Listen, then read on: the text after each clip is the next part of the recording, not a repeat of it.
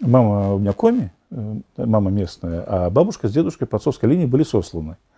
Отец отвоевал, вернулся, ну, он инвалидом вернулся с войны. Вот, и через Красный Крест, через соседей, по-моему, пришло письмо, что бабушка с дедушкой здесь на севере, и он приехал помогать строиться. Вот. Сначала приехал на 1 сезон, там, ну, помогал там обустроиться им, а потом приехал и остался.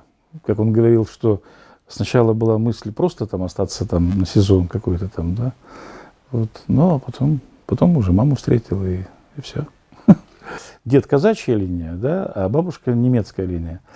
Ну, бабушка достаточно такой мудрый человек была. Она как-то очень духовно взглянула на то, как она оказалась на севере, и сказала, что, я, ну, просто помню это, пересказывали даже, что ну, нас же Бог сюда для чего-то послал, вот, куда возвращаться? Здесь уже дети, внуки, там, да, ну, сложилось уже здесь. Вот. И именно она не высказывала желания возвращаться, ну, уезжать обратно. То есть вот как-то вот она вжилась. Дед оказался под оккупацией и работал, это город Бердянск Запорожской области, под оккупацией работал в артели в рыбачьей.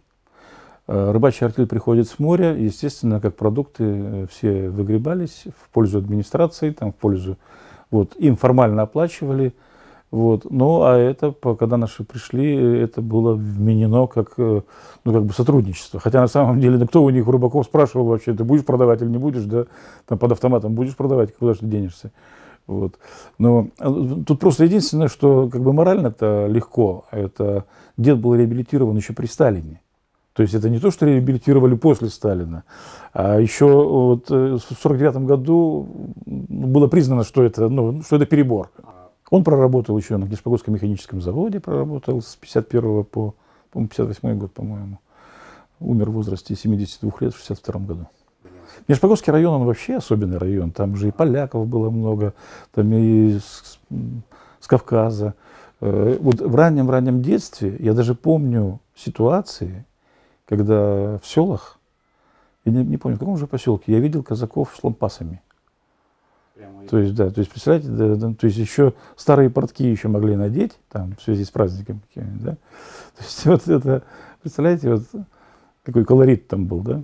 Причем, если о казачестве говорить отдельно, то там тоже очень, очень большая разница. Кубанцы, там одна история, дончаки, черноморские казаки, там другая история, яицкие, но они же больше всего уничтожены, уральские казаки, потому что там атаман Дутов, да и, собственно говоря, Семенов, который натворил дело на Дальнем Востоке, он ведь тоже, по большому счету, уральский казак. Вот. И поскольку там погиб знаменитый Чапаев, там было одно из самых жестких сопротивлений.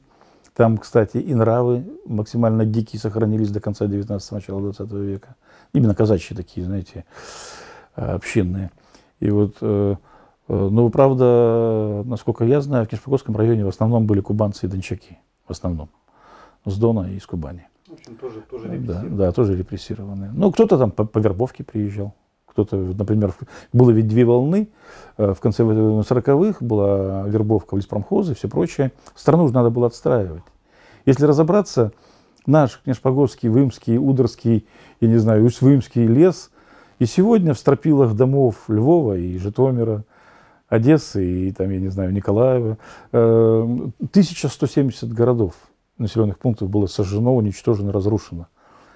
Вот. В конце 40-х люди, то есть мало того, что сосланные здесь леспромхозы и зэки там пилили, да, для страны надо было восстанавливать, а еще и нехватка рук была. И в конце 40-х была одна волна вербованных с Украины, с Молдавии, с Северного Кавказа, а в конце 50-х еще одна волна. Потому что требовался лес.